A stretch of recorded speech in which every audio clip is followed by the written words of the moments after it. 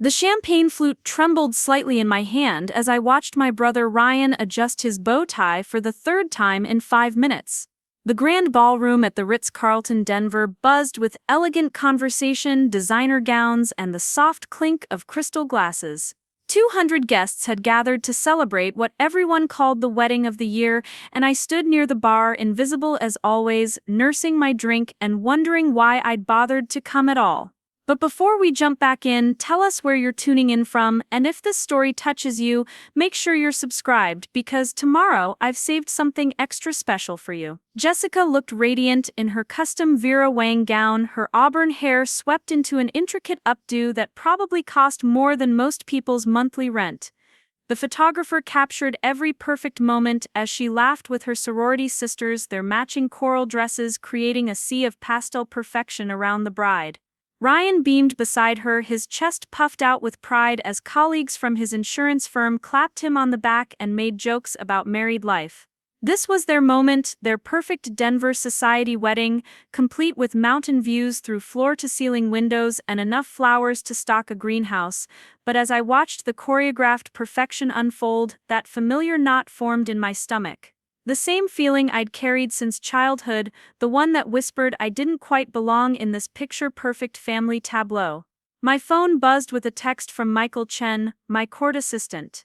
Judge Mitchell, Ambassador Williams confirmed for the Morrison trade case hearing Monday. She's flying in tonight and specifically requested to meet with you this weekend if possible.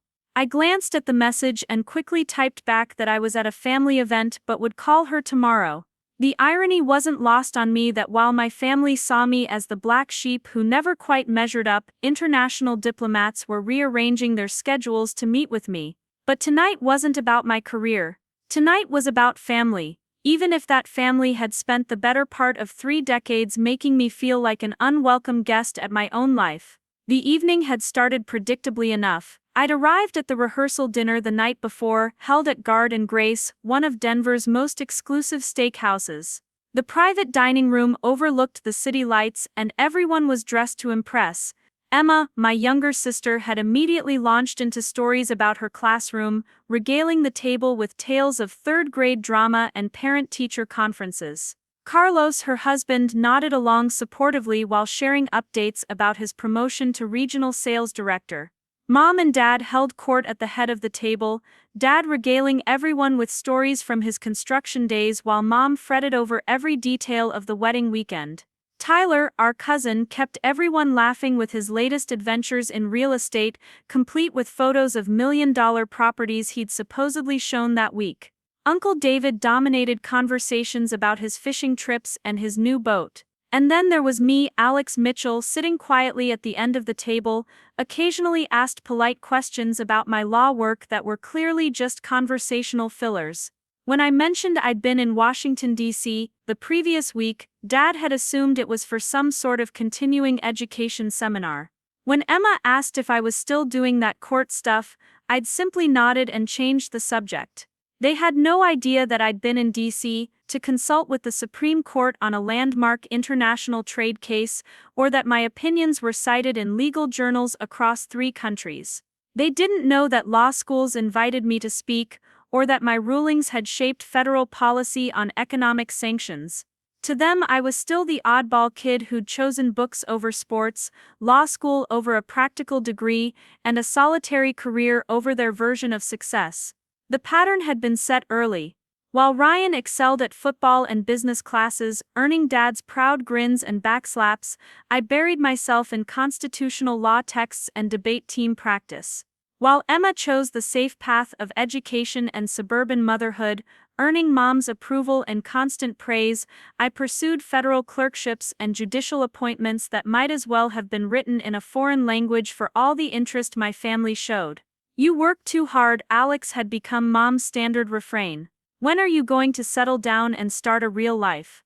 As if the life I'd built wasn't real enough, as if the years of law school, the clerkships, the grueling confirmation process, and the weight of federal decisions were somehow less valid than Ryan's insurance policies or Emma's bulletin board displays. The wedding reception was following the same script. I'd been seated at table 12, wedged between Jessica's great aunt who spoke only in complaints about airline food, and a college friend of Ryan's who kept asking if I was single and whether I wanted to hear about his cryptocurrency investments. Meanwhile, tables 1 through 6 sparkled with family members, college friends, and business associates, all laughing and sharing intimate stories while I made polite conversation with virtual strangers. I watched Ryan work the room like a politician, his arm around Jessica's waist as they glided from table to table, accepting congratulations and posing for photos. Emma and Carlos held court at table 3, Emma's teacher friends hanging on her every word about classroom innovations and summer vacation plans. Mom fluttered between tables like a proud peacock, her navy dress catching the light as she basked in compliments about the wedding planning and her successful children. The speeches began after dinner, a parade of childhood memories and inside jokes that painted Ryan as the golden child who could do no wrong. His college roommate told stories about late-night study sessions and fraternity pranks. His business mentor praised his work ethic and natural leadership abilities. Jessica's maid of honor gushed about their fairy tale romance and perfect partnership. Dad's speech brought tears to Mom's eyes as he talked about watching his son grow into a man of character and integrity. Ryan has always known what he wanted and gone after it, Dad said, his voice thick with emotion. He's built a successful career, found the perfect partner, and now they're starting their own family legacy. Linda and I couldn't be prouder. I applauded with everyone else, even as the familiar ache settled deeper in my chest. There was no mention of his other children, no acknowledgement of different kinds of success or alternative paths to happiness. Just the standard celebration of conventional achievement and traditional milestones. The band struck up their first dance song, and I found myself retreating further into the shadows, watching from the sidelines as Ryan and Jessica swayed to their chosen melody. The photographer captured every angle while guests held up phones to record the moment for social media. Everything was perfect, orchestrated, and utterly foreign to the life I'd chosen. I thought about the path that had led me here, standing alone at my brother's wedding reception, feeling like a stranger in my own family. Law school at the University of Colorado had been the beginning of my divergence from their expectations. While my classmates networked at happy hours and talked about big firm salaries, I'd been drawn to constitutional law and public service. The federal clerkship came next, a prestigious appointment that my family celebrated with the same enthusiasm they might show for a participation trophy. "That's nice, honey," Mom had said when I called to tell her about the clerkship. "Will it pay well enough for you to get your own apartment?" She didn't understand that federal clerkships were among the most competitive positions in. Preparing and narrating this story took us a lot of time, so if you are enjoying it, subscribe to our channel. It means a lot to us. Now back to the story. Legal education, that hundreds of law students would have traded their future firstborn children for the opportunity I'd earned. The judicial appointment had been even more mystifying to them. When I'd called to share the news that I'd been nominated for a federal judgeship, Dad's first question had been whether I'd have to wear those funny wigs like judges on TV. Emma had asked if it meant I'd finally have a normal schedule and could make it to more family events. Ryan had congratulated me and immediately changed the subject to his latest insurance sales numbers. The confirmation process had been grueling, months of background checks, interviews, and Senate hearings that had consumed my life. I'd testified before Congress, undergone FBI investigations, and endured scrutiny of every decision I'd made since law school. My family had barely noticed. They'd been busy planning Ryan's engagement party and Emma's son's first birthday. When I was finally confirmed and sworn in, I'd invited them all to the ceremony in the Byron White Federal Courthouse. Mom and Dad had come, dressed uncomfortably in their best clothes, sitting stiffly in the gallery while legal dignitaries and fellow judges filled the room. They'd posed for photos afterwards, smiling dutifully, but I could tell they were eager to get back to familiar territory. "It's quite an honor," Dad had said, using the same tone he might use to comment on the weather. Mom had hugged me and said she was proud, but then immediately asked if being a judge meant I'd finally be able to take real vacations and maybe find time to date. The isolation had deepened over the years as my career flourished and their understanding remained static. They celebrated Ryan's promotion to regional manager with a family dinner and champagne toasts. They threw Emma a surprise party when she won Teacher of the Year at her elementary school. But when my rulings made national news or legal publications featured my opinions, the family group chat remained silent.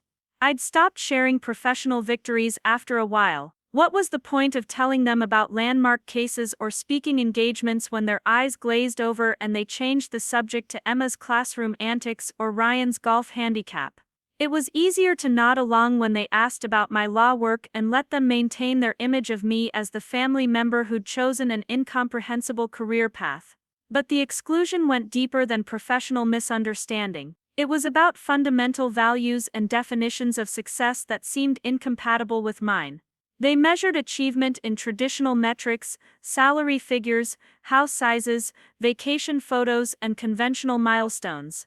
My world of constitutional interpretation, federal precedent, and judicial philosophy might as well have been happening on another planet. The wedding reception continued around me, a swirl of laughter and music and clinking glasses that felt increasingly distant. I finished my champagne and considered making my excuses early. I could slip out during the next dance, drive back to my house in Cherry Hills Village, and spend the evening reviewing case files for Monday's docket. It wouldn't be the first family event I'd left early, and it probably wouldn't be the last. Emma appeared at my elbow, slightly breathless from dancing. "Alex, there you are. I've been looking all over for you. Mom wants family photos by the mountain view windows before it gets too dark." She grabbed my arm with the casual authority of a younger sister who'd never doubted her place in the family hierarchy. I allowed myself to be led toward the designated photo spot where Ryan and Jessica were already posing with various configurations of relatives. The photographer, an energetic woman in her 30s, directed us with military precision. Immediate family first, then extended, then just siblings, then just parents with children. We arranged ourselves according to her instructions, smiling on cue, adjusting positions for optimal lighting. "Beautiful family," the photographer commented as she adjusted her camera settings. "You can see the resemblance, especially between the siblings. Same eyes, same smile." I caught my reflection in the window behind us and wondered if she was being polite. I'd always felt like the genetic outlier in family photos, too tall, too serious, too different in ways that couldn't be captured by physical resemblance.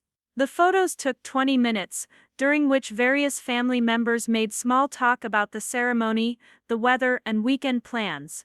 Tyler mentioned his latest real estate deal, a mansion in Aspen that he'd supposedly helped sell to a celebrity whose name he dropped with practiced casualness. Emma talked about her students' upcoming field trip to the Denver Museum of Nature and Science. Ryan and Jessica fielded questions about their honeymoon plans, a 2-week trip to Italy that sounded like something from a travel magazine. "What about you, Alex?" Mom asked as we shifted positions for another shot. "Any vacation plans coming up? You work too much, honey. You need to get out more, maybe join one of those dating apps Emma's always talking about." The familiar refrain made me wince internally even as I manufactured a polite smile for the camera. "I have some travel coming up for work," I said vaguely, not bothering to explain that the travel involved international conferences on trade law and meetings with foreign dignitaries. They heard what they wanted to hear, nodding along without follow-up questions. As the photographer finished her work and the family dispersed back to their tables, I found myself alone again watching the reception continue around me. The band had transitioned to more upbeat songs, and the dance floor filled with guests showing off moves that ranged from elegant to embarrassing. Jessica's sorority sisters formed a circle, laughing and singing along to songs that had apparently been popular during their college years. I checked my phone discreetly and saw another message from Michael. "Judge, sorry to bother you on a weekend, but Ambassador Williams is hoping to connect tomorrow if possible." She mentioned something about wanting to discuss the Morrison case implications for the upcoming Belgium trade negotiations. Should I set up a call? I typed back that I'd call him in the morning to coordinate. The disconnect was jarring. Here I was, surrounded by family who saw me as the unmarried childless relative who worked too much and needed to get a life, while internationally recognized diplomats were rearranging their schedules to seek my counsel on matters that would affect global commerce. The cognitive dissonance was almost surreal. Uncle David appeared beside me, holding 2 whiskey glasses and extending one in my direction. "You look like you could use something stronger than champagne," he said with a grin that revealed teeth stained from decades of coffee and cigars. "Hell of a wedding, isn't it? Your brother really outdid himself with this one." I accepted the whiskey gratefully, appreciating the burn as it went down. "It's beautiful," I agreed, which wasn't a lie. The wedding was objectively stunning, a masterpiece of planning and execution that would photograph beautifully and provide memories to last a lifetime. "Jessica's family has some serious money," Uncle David continued, lowering his voice conspiratorially. "Her dad owns half the commercial real estate in Boulder. Ryan really married up, if you know what I mean. Smart kid, always was. Knows how to spot an opportunity and grab it." The implication stung more than I expected. Ryan had married well, chosen wisely, positioned himself for success through strategic personal relationships. The subtext was clear: I'd failed to do any of those things, remaining single and focused on a career that nobody understood or particularly valued. "Speaking of opportunities," Uncle David continued, seemingly oblivious to the minefield he was navigating, "Tyler was telling me about some investment properties opening up in Highlands Ranch. Good starter homes, perfect for someone looking to build equity. You might want to talk to him, see if anything fits your budget. Real estate's always a smart move, especially for someone with a steady government job like yours." Government job, the phrase made my teeth clench involuntarily. As if my position as a federal judge was equivalent to working at the DMV or processing tax returns. I nodded non-committally and excused myself to get some air, stepping out onto the hotel's terrace, where the mountain views provided a welcome distraction from the familial claustrophobia building inside the ballroom. The October evening air was crisp but not cold, carrying the scent of changing leaves from the trees lining the hotel grounds. Denver sprawled below us, city lights twinkling against the backdrop of mountains that rose like sentinels in the distance.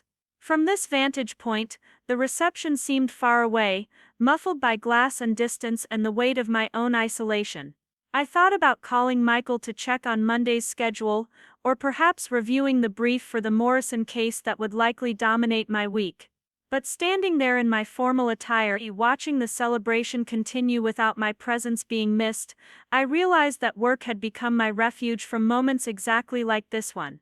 When family gatherings became uncomfortable, I retreated into professional obligations. When personal relationships felt complicated, I buried myself in case law and judicial opinions. The pattern had served me well professionally, propelling me to heights that should have been impossible for someone from my background. But it had also created a gulf between me and the people who shared my DNA, a distance that seemed to grow wider with each family gathering, each polite conversation that skated across the surface of my actual life. The terrace door opened behind me, and I turned expecting to see another wedding guest seeking fresh air. Instead, I found myself face to face with a woman I didn't recognize, elegantly dressed in a navy cocktail dress that spoke of European tailoring and expensive taste. She had silver hair styled in a perfect chignon, and the kind of posture that suggested decades of diplomatic training. "Excuse me," she said, her voice carrying a slight accent I couldn't immediately place.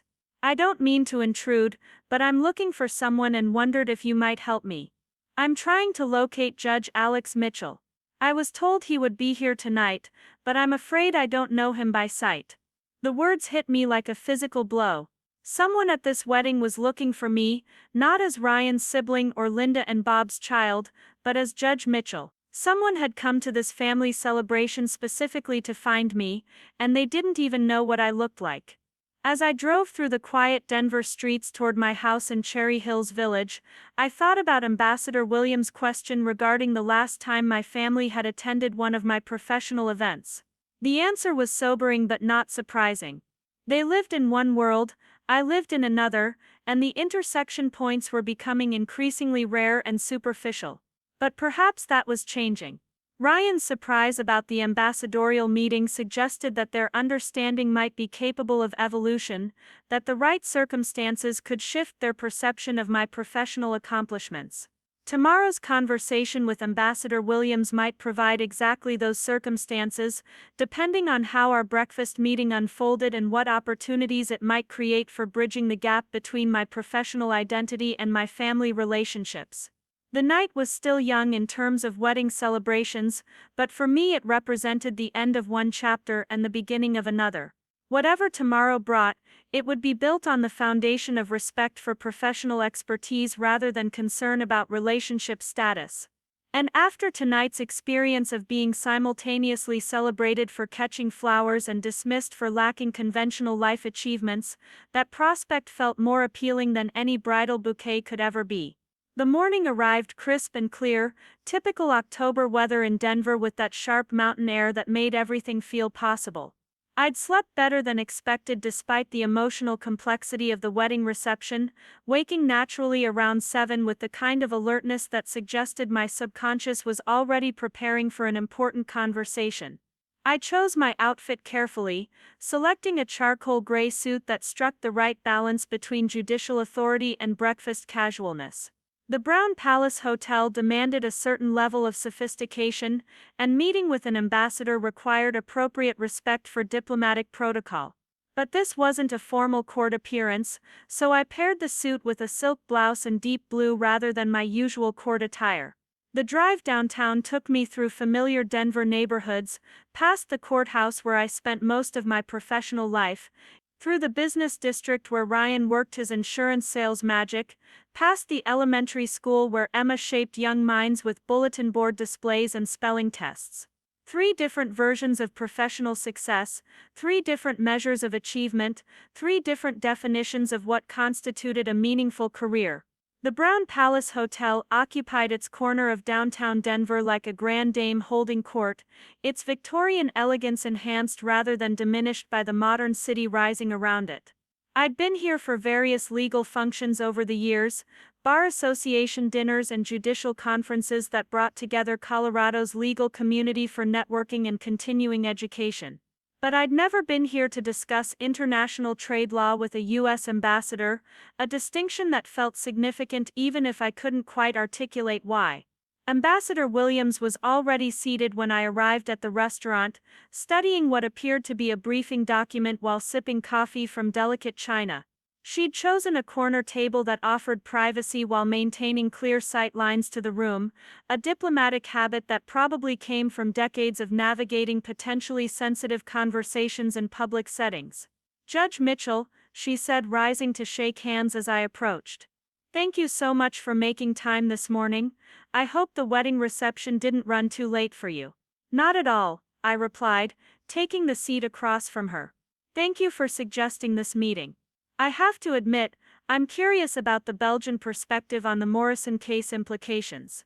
She smiled and I noticed that her expression carried the same assessing quality I'd observed the night before, as if she were evaluating something beyond the immediate conversation. "Before we discuss Belgium's concerns, might I ask you a personal question about last night?" The request surprised me, but I nodded. "Your brother seemed genuinely unaware of who I was or why I might be seeking you out. Is it fair to assume your family doesn't typically engage with your professional activities?" The question was diplomatic but direct, cutting straight to the heart of the family dynamic I'd been wrestling with for years. I considered how much honesty was appropriate with someone I'd known for less than 24 hours, regardless of her professional stature. "They don't really understand what I do," I said carefully. "Federal judicial work isn't part of their daily experience, so they tend to think of it in very general terms. Law work, government job, that sort of thing." "I see." She nodded thoughtfully. "And they weren't present for your confirmation ceremony, I assume." "They were present," I corrected, "but they didn't understand the significance. To them it was just another work event, like a promotion ceremony or office party." Ambassador Williams continued her observation with the measured tone of someone accustomed to delivering difficult truths. Some of the most effective leaders I've known have operated in isolation from their personal support systems, not by choice but by circumstance. The higher one rises in specialized fields, the fewer people remain who can understand the weight of the decisions being made or appreciate the complexity of the challenges being faced. Her words resonated with uncomfortable accuracy. The isolation she described wasn't something I'd consciously chosen, but rather something that had developed organically as my career progressed, and the gap between my professional responsibilities and my family's comprehension widened. The danger, she continued, lies not in the isolation itself, but in accepting it as permanent. Sometimes the people closest to us simply need a different framework for understanding what we do. They need to see the impact rather than just hear about the process. What kind of framework? I asked, genuinely curious about her perspective. Ambassador Williams smiled, and for the first time I saw something that looked like strategic calculation in her expression. Judge Mitchell, how would you feel about having some observers at tomorrow's Morrison hearing? The suggestion caught me completely off guard. Federal court hearings were public by nature, but the idea of specifically inviting family members to observe judicial proceedings had never occurred to me. The courtroom was my professional domain, the place where years of legal training and constitutional knowledge came together in decisions that affected real people's lives. It wasn't a venue I associated with family interactions or personal relationships. Observers, I repeated, trying to process the implications. The Morrison case has drawn significant international attention, as you know. Several diplomatic missions will have representatives present, along with legal scholars from 3 universities and reporters from major financial publications. It's exactly the kind of high-profile proceeding that demonstrates the real-world impact of federal judicial work. She paused, allowing me to absorb the information before continuing. If your family were to attend, they would see you operating at the center of international commerce disputes, making decisions that will influence trade relationships between multiple countries. They would witness firsthand the respect your colleagues show for your expertise, and the weight that international observers place on your rulings. The idea was both appealing and terrifying. The prospect of my family seeing me in my professional element, understanding for the first time the scope and significance of my daily work, held obvious attraction. But it also raised the possibility of their continued incomprehension, of watching them sit in the gallery without grasping what they were witnessing, confirming once and for all the fundamental disconnect between my chosen life and their capacity to appreciate it. I'm not sure they would understand what they were seeing, I said honestly. Legal proceedings can be quite technical, and the Morrison case involves complex international trade regulations. Perhaps Ambassador Williams agreed. But sometimes understanding comes through context rather than content. They would see distinguished legal professionals deferring to your authority, international representatives hanging on your every word, major publications covering your decisions as front-page news. Even without following every legal nuance, they would grasp the significance of your role in ways that dinner-table conversations could never convey. The breakfast arrived while I considered her suggestion, elaborate presentations of eggs Benedict and fresh fruit that reflected the Brown Palace's commitment to maintaining standards worthy of its reputation. We ate in contemplative silence for several minutes, the weight of her proposal settling into the space between us like an additional presence at the table. "There's something else you should know," Ambassador Williams said as she cut into her breakfast. "The Belgian trade minister specifically requested information about your background and judicial philosophy when he learned about tomorrow's hearing. He's been studying your previous rulings on international commerce disputes, particularly the Hendricks case from 2 years ago and the Nakamura precedent from last spring. International officials studying my judicial philosophy. The information should have felt gratifying, but instead it created a strange sense of cognitive dissonance. Here was concrete evidence that my work commanded respect and attention at the highest levels of global commerce, while last night my family had celebrated my accidental flower catching as a more significant achievement than anything I'd accomplished in my professional life. What specifically interests him about those cases?" I asked, slipping into the analytical mode that characterized my approach to complex legal questions. Your interpretation of cross-border enforcement mechanisms primarily.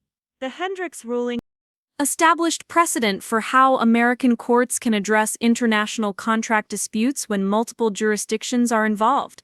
The Nakamura case clarified federal authority over foreign investment regulations. Both decisions have been cited extensively in European trade courts, and the Belgian position on several pending disputes depends heavily on how American federal courts continue to interpret these precedents. The scope of international influence she described was simultaneously humbling and overwhelming. My decisions weren't just resolving individual legal disputes, they were shaping global commercial relationships and influencing how multiple countries approached international trade law. The responsibility was enormous, the kind of professional weight that few people outside the legal community could fully comprehend.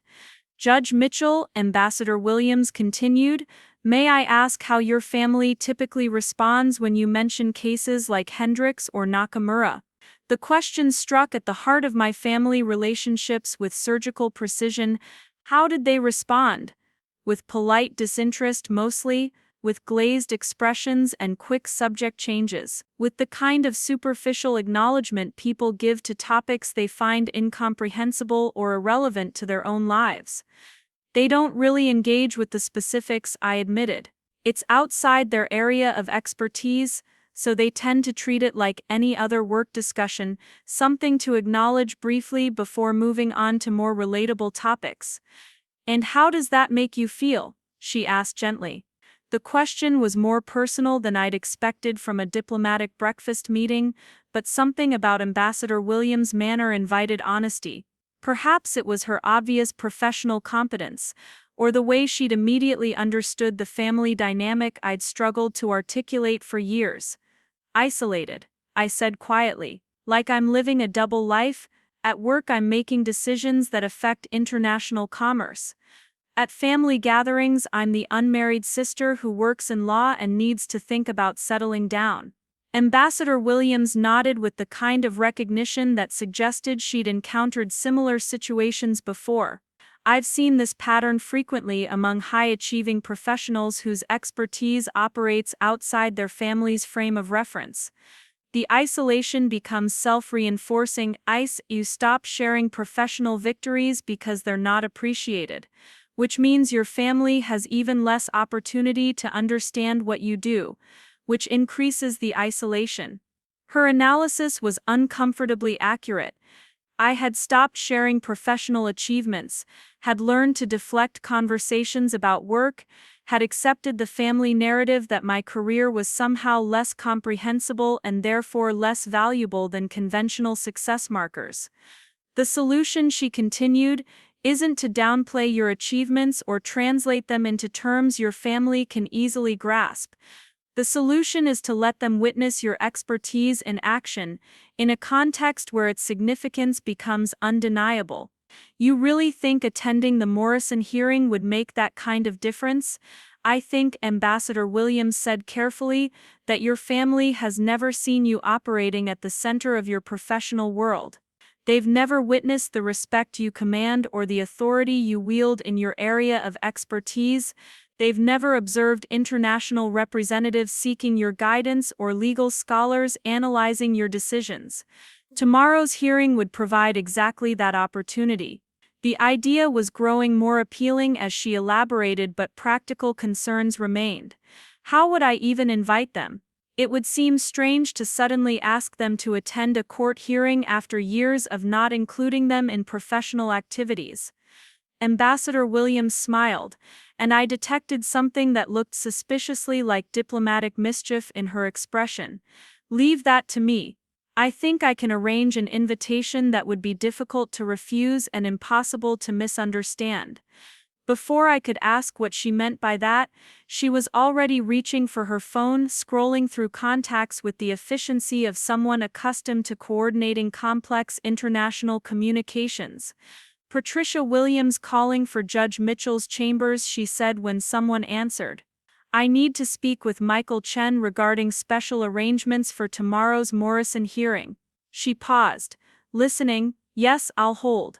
I watched in fascination as Ambassador Williams orchestrated whatever plan she had in mind, speaking in the kind of diplomatic code that managed to be both specific and mysterious. She mentioned distinguished guests, family protocol, and international courtesy standards in ways that suggested official importance without revealing actual details. Michael, excellent, she said when her call was connected. I have a rather unique request regarding tomorrow's hearing. Several international representatives will be present, including myself and the Belgian trade minister, and we've encountered a minor protocol issue. She paused, clearly listening to his response. The issue is that Judge Mitchell's family should be present for such a significant international proceeding, but they may not understand the importance of attending. Could you arrange formal invitations that emphasize the diplomatic significance of their presence? I tried to interrupt to suggest that this was unnecessary or potentially embarrassing, but Ambassador Williams held up a hand while continuing her conversation with my court assistant. Yes, that's exactly right. Official invitations from the court, mentioning the international significance and the importance of family representation at proceedings of this caliber. Another pause. Perfect. Please send them by courier this afternoon and include a brief explanation of the diplomatic protocols involved. She ended the call and looked at me with evident satisfaction. There. By this evening, your family will receive official court invitations to attend tomorrow's hearing as honored guests, with a full explanation of why the presence is requested for such an important international proceeding. Ambassador Williams, that's incredibly thoughtful, but I'm not sure they'll understand the significance even with official invitations. Oh, I think they will, she said confidently. Michael is going to include a brief description of the case's international implications, the diplomatic representatives who will be present, and the potential impact on American trade relationships. He's also going to mention that the hearing will likely be covered by several major financial publications and that Judge Mitchell's handling of the case is being closely watched by legal scholars internationally. The scope of what she'd arranged was both impressive and slightly overwhelming. My family would receive official court invitations explaining that my work had international significance, that diplomatic representatives were attending specifically to observe my judicial decisions, that major publications considered my rulings newsworthy enough to cover. They won't be able to dismiss it as just another work thing, I said, beginning to understand her strategy. Exactly. When someone receives an official invitation from a federal court, requesting their presence at a hearing of international diplomatic significance, it becomes rather difficult to maintain the fiction that their family member just works in law in some generic capacity. We finished breakfast while Ambassador Williams explained more about the Belgian trade minister's concerns and the broader European perspective on American trade law precedents. The conversation was professionally stimulating in ways that reminded me why I'd chosen federal judicial work in the first place. The intellectual complexity, the international scope, the sense of contributing to legal frameworks that would influence commercial relationships for decades, all of it reinforced my conviction that I'd built a career worth the sacrifices it had required. As we prepared to leave, Ambassador Williams made one final observation that stayed with me long after we'd parted ways. Judge Mitchell, tomorrow you'll have the opportunity to bridge two worlds that have remained separate for too long. Your family will see you as you truly are professionally, and you'll see them respond to your expertise with the respect it deserves. Either way, the isolation ends tomorrow. The drive back to Cherry Hills Village gave me time to process the morning's conversation and its implications. By evening, my family would receive official invitations to attend a federal court hearing where international representatives would observe my judicial decisions on matters affecting global commerce. They would finally have the opportunity to witness firsthand the professional life I'd built beyond their comprehension, to see me operating at the center of legal proceedings that commanded international attention. The prospect was both exhilarating and terrifying. What if they attended and still didn't understand? What if they sat in the gallery, watched international diplomats defer to my authority, observed legal scholars taking notes on my rulings and still saw it as just another incomprehensible work obligation? The possibility of definitive confirmation that the gap between my professional identity and their understanding was permanently unbridgeable felt almost worse than the current state of benign neglect, but the alternative possibility was equally daunting. What if they did understand? What if witnessing the Morrison hearing finally provided the context they'd always lacked for appreciating the scope and significance of my career? What if years of family disconnection suddenly resolved into recognition and respect? Either outcome would represent a fundamental shift in our family dynamic, an end to the comfortable pattern of mutual incomprehension that had characterized our relationships for years. I wasn't sure I was prepared for either scenario, but Ambassador Williams was right about one thing: the isolation would end tomorrow one way or another. I spent the afternoon in my home study reviewing case files and preparing for the Morrison hearing with extra attention to detail. International observers would be evaluating not just my legal reasoning but my judicial demeanor, my command of complex trade regulations, my ability to manage high-stakes proceedings with appropriate dignity and authority. The stakes felt higher than usual, not because the legal questions were more complex but because the audience would include people whose opinions mattered to me in ways that went far beyond professional respect. Around 4 o'clock my phone rang with a call from Mom, her voice carrying the kind of excited bewilderment that suggested something unusual had happened. "Alex, honey, the strangest thing just occurred.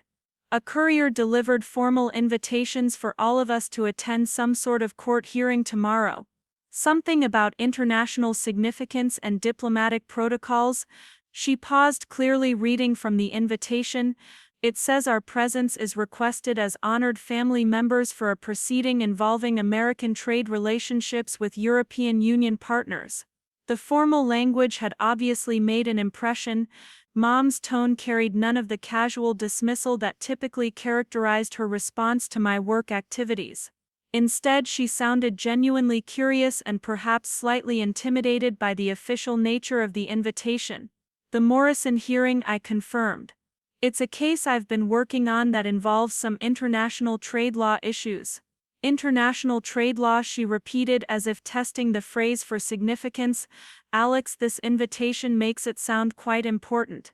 There's going to be an ambassador there and someone called a trade minister from Belgium?" "Yes," I said simply, not wanting to oversell the significance but also not wanting to minimize what was clearly registering as noteworthy in ways my previous explanations never had. "And they want us there as family members? As honored guests?" Her voice carried a note of wonder that suggested she was beginning to grasp that this wasn't just another work obligation but something that commanded official recognition and international attention. "Apparently so," I replied. There was a long pause while Mom processed this information, and I could almost hear her mental wheels turning as she tried to reconcile this formal invitation with her previous understanding of my career.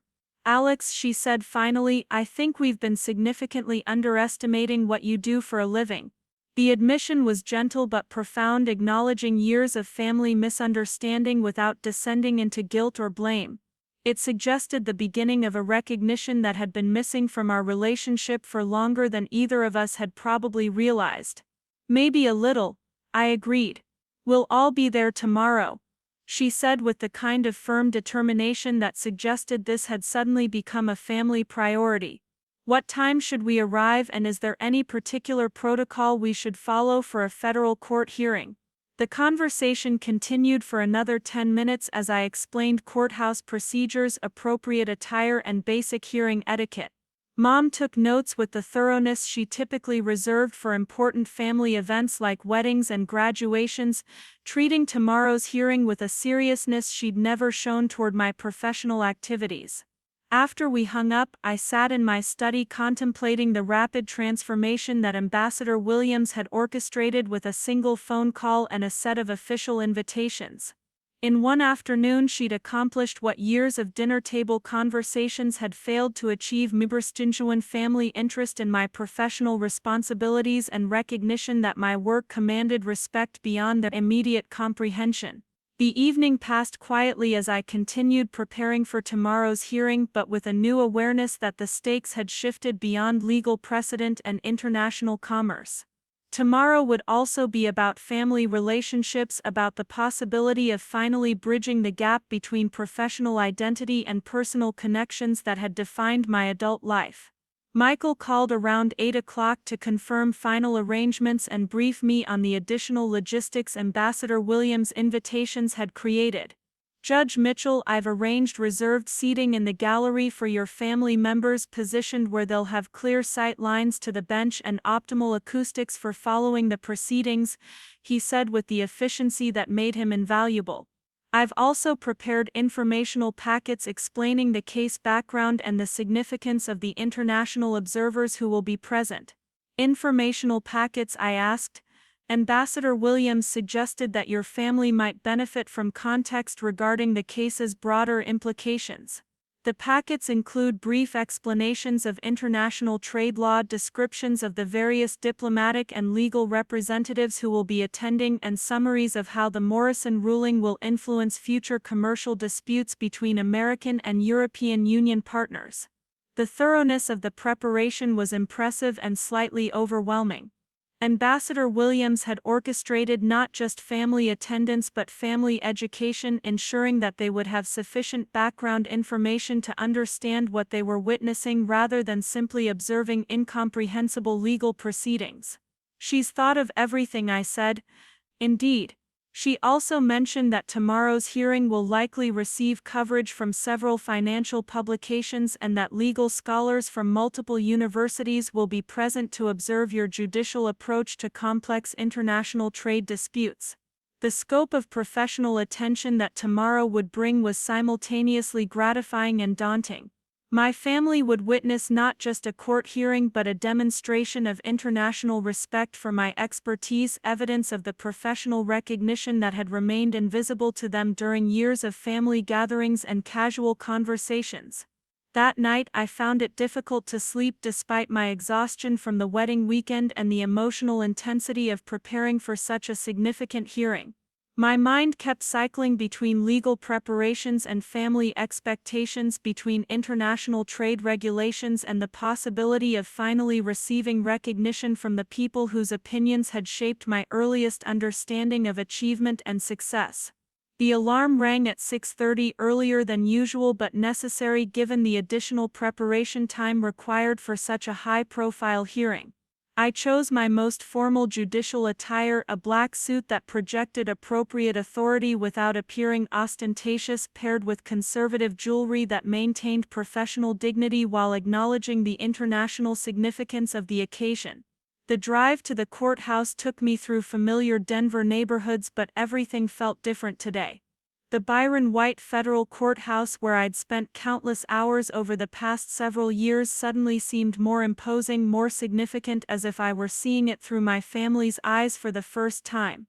Michael met me at the judicial entrance with his usual efficiency and a stack of additional briefing materials that had arrived overnight from various diplomatic missions. Judge Mitchell, good morning. The Belgian trade minister arrived last night and requested an opportunity to introduce himself before the hearing begins. Ambassador Williams is already here, along with representatives from the French Commercial Attaché's office and the German Trade Commission. The level of international attention was remarkable even for a case as significant as Morrison. As we walked through the courthouse corridors toward my chambers, I caught glimpses of the gallery filling with an unusually distinguished audience: diplomats, legal scholars, financial reporters, and somewhere among them my family members preparing to witness my professional life for the first time. Your family arrived about 20 minutes ago, Michael continued as if reading my thoughts. I gave them the informational packets and showed them to their reserved seating. Your mother mentioned that she's never been in a federal courthouse before.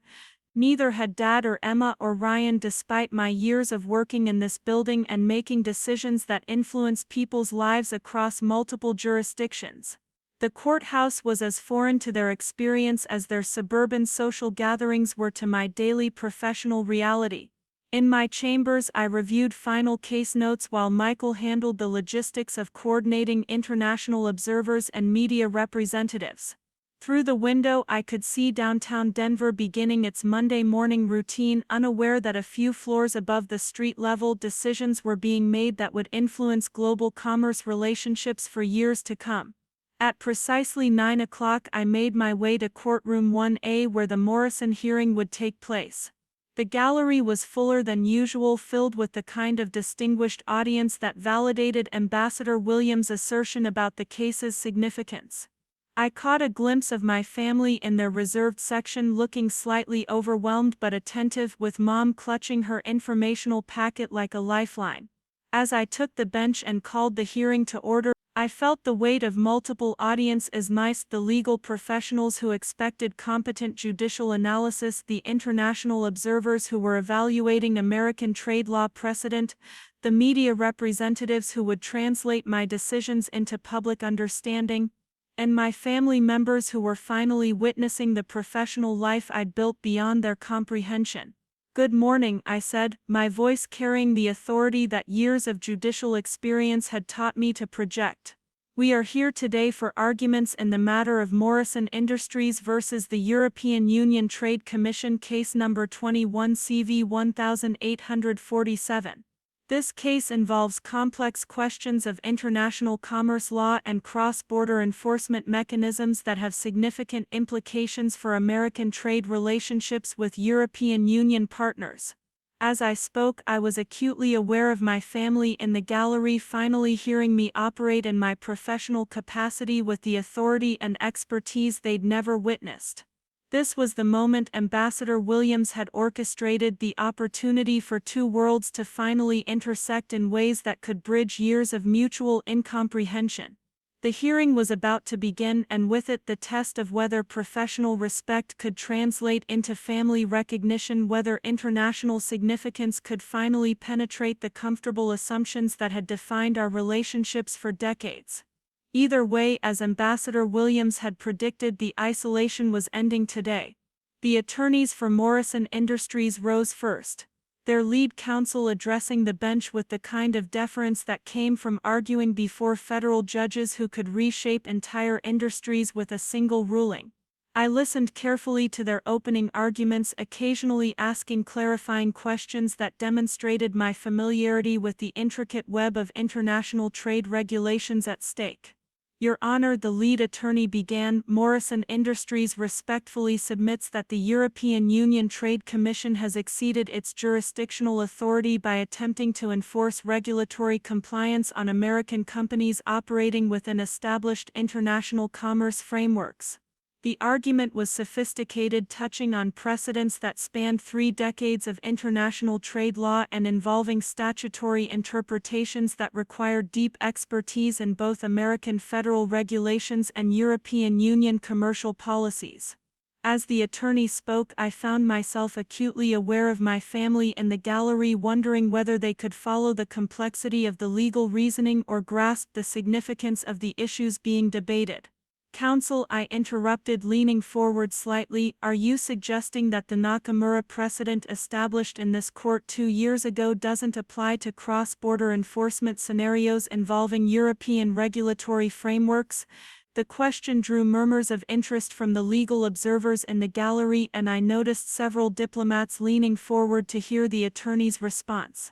The Nakamura case had been one of my most significant rulings, establishing precedent for how American courts should handle conflicts between federal authority and foreign investment regulations. "Not exactly, Your Honor," the attorney replied carefully. "We would argue that Nakamura applies to investment disputes, but the Morrison case involves ongoing commercial operations rather than initial investment frameworks." It was a subtle distinction that demonstrated sophisticated understanding of federal trade law, and I spent several minutes exploring the implications with follow-up questions that revealed the depth of analysis required for such complex international disputes. From the corner of my eye I could see Ambassador Williams nodding approvingly at the quality of the legal discourse while the Belgian trade minister took detailed notes on every exchange. When the European Union representatives presented their counter-arguments, the complexity increased exponentially. Their counsel, a distinguished woman with obvious expertise in international commercial law, challenged several fundamental assumptions about American federal jurisdiction over global trade relationships. Your Honor, with respect, the Morrison Industries position would essentially nullify European regulatory authority over any American company claiming compliance with federal trade frameworks regardless of their actual operational practices within European Union jurisdictions. The argument was compelling and required careful analysis of how American federal courts should balance respect for foreign regulatory systems with protection of American commercial interests. I asked detailed questions about enforcement mechanisms, jurisdictional boundaries, and the practical implications of various legal interpretations. As the hearing progressed, I became increasingly aware of the audience dynamics in the gallery. The legal professionals and international observers were engaged with obvious appreciation for the complexity of the issues and the quality of the judicial analysis. Several law professors were taking extensive notes, and I noticed at least 3 financial reporters typing furiously on their laptops. But it was my family's reactions that captivated my attention during brief moments when the attorneys consulted their notes or referenced case law. Mom sat with focused concentration, her informational packet open on her lap but her eyes fixed on the bench where I presided over proceedings that clearly commanded international respect. Dad leaned forward with an expression I'd never seen before, something approaching professional admiration mixed with dawning recognition.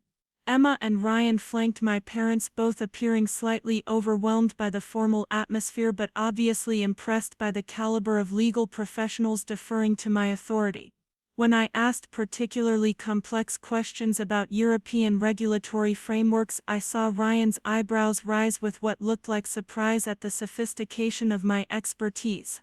The most significant moment came when the Belgian trade minister requested permission to address the court directly, an unusual but not unprecedented occurrence in cases involving international regulatory disputes. Your Honor, if I may, he said, rising from his seat in the gallery with diplomatic formality, the Kingdom of Belgium has a direct interest in how this court interprets cross-border enforcement mechanisms, as similar cases are pending in European commercial courts that will be influenced by your ruling today. I granted his request, and he approached the lectern with the bearing of someone accustomed to addressing international tribunals and government officials. His English was precise and accented, lending additional gravitas to his words. Your Honor, I have studied your previous rulings on international trade matters, particularly the Hendricks case and the Nakamura precedent, and I believe your judicial philosophy represents exactly the kind of balanced approach needed for resolving complex disputes between American and European commercial interests. The compliment was delivered with diplomatic courtesy, but its significance wasn't lost on anyone in the courtroom. Here was a senior European official addressing me directly from the lectern of my own courtroom, praising my judicial expertise and indicating that my decisions influenced how entire countries approached international trade relationships. I saw my mother's hand go to her chest in what appeared to be surprise or pride, while Dad straightened in his seat with an expression of dawning comprehension. The Belgian trade minister continued, explaining how my rulings had shaped European legal thinking and how today's decision would likely influence policy decisions in Brussels for years to come. Your Honor's interpretation of federal jurisdiction over international commerce has provided a framework that respects both American sovereignty and European regulatory authority while facilitating the kind of cooperative approach necessary for effective global trade relationships. When he finished and returned to his seat, the courtroom was quiet for a moment, the weight of his words settling over everyone present. International officials don't typically offer such detailed public praise unless they want to ensure their respect is clearly understood by all observers, including media representatives who would report on the hearing.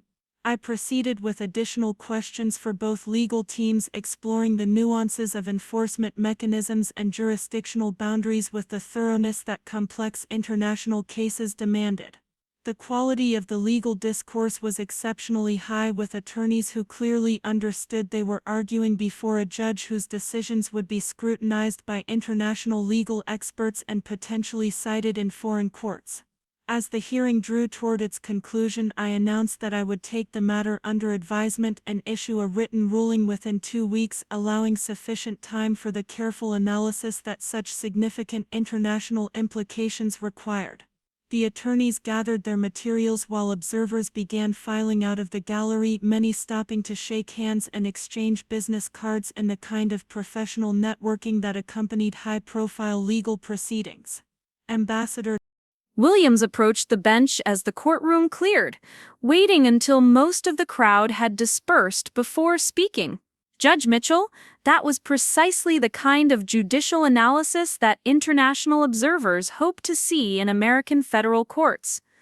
Your questions demonstrated sophisticated understanding of European regulatory frameworks while maintaining appropriate respect for federal jurisdiction.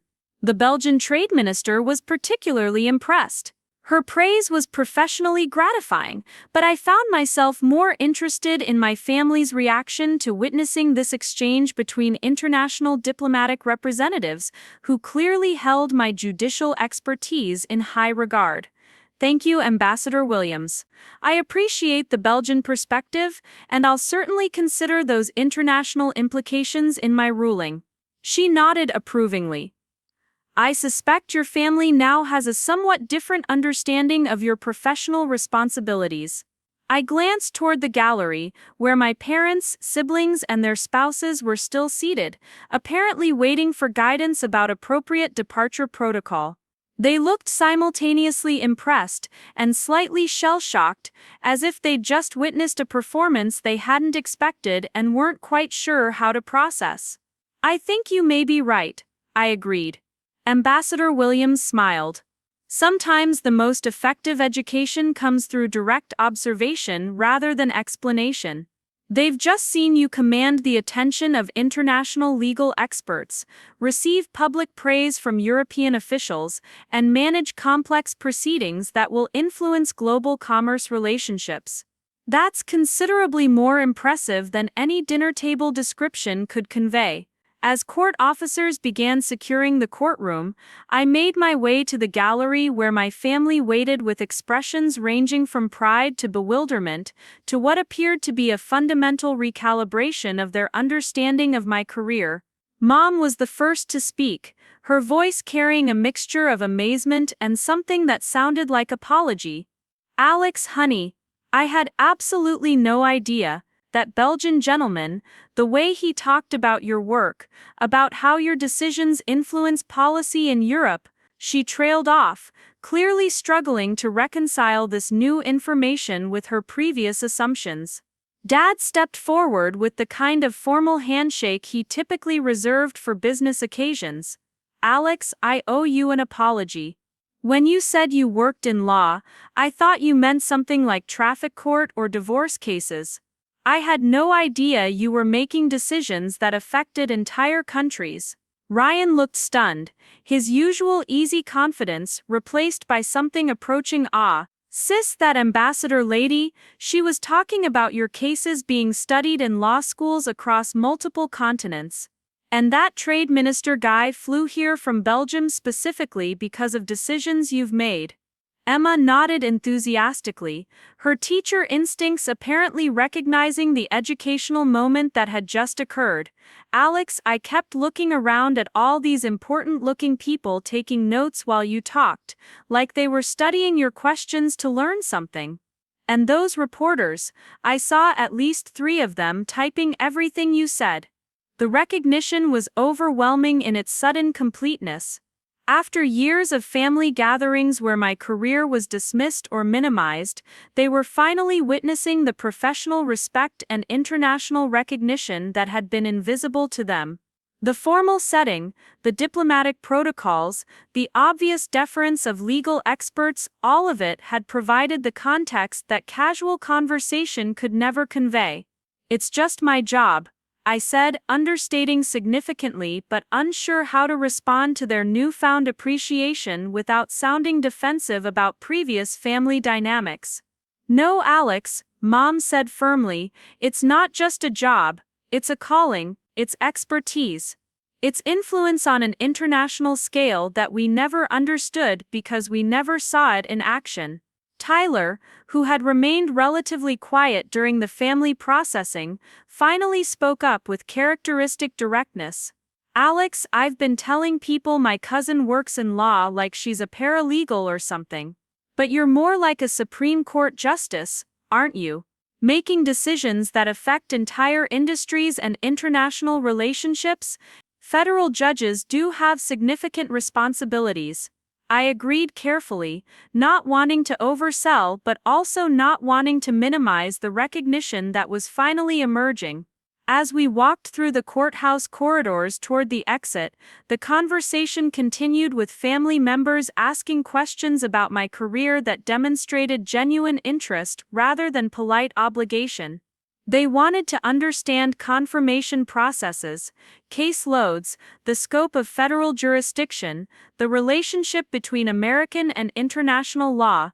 "Alex," Emma said as we reached the courthouse steps, "I just realized I've been introducing you to my teacher friends as my sister who works for the government. But you're not just working for the government, you are the government, at least the judicial part of it." The observation was more accurate than she probably realized. Federal judges did represent one of the three branches of government, wielding constitutional authority that few people fully understood unless they witnessed it directly. Outside the courthouse, Ambassador Williams was waiting with what appeared to be intentional timing, approaching our family group with diplomatic courtesy. "Mrs. Mitchell, Mr. Mitchell," she said, addressing my parents directly, "I hope you found today's hearing informative. Your daughter's judicial expertise is highly regarded in international diplomatic circles, and her rulings on trade law matters are studied by legal experts across multiple countries." Mom straightened with obvious pride. "We had no idea, Ambassador Williams. We've significantly underestimated Alex's professional achievements." "That's quite common," she replied diplomatically. "Specialized expertise often operates outside the daily experience of even close family members. But I wanted you to know that Judge Mitchell's contributions to international trade law are recognized at the highest levels of government, both domestically and internationally." She turned to me with a formal smile. "Judge Mitchell, thank you again for this morning's hearing. I'll be sure to convey your thoughtful analysis to my colleagues in Brussels, and I look forward to reading your ruling when it's issued."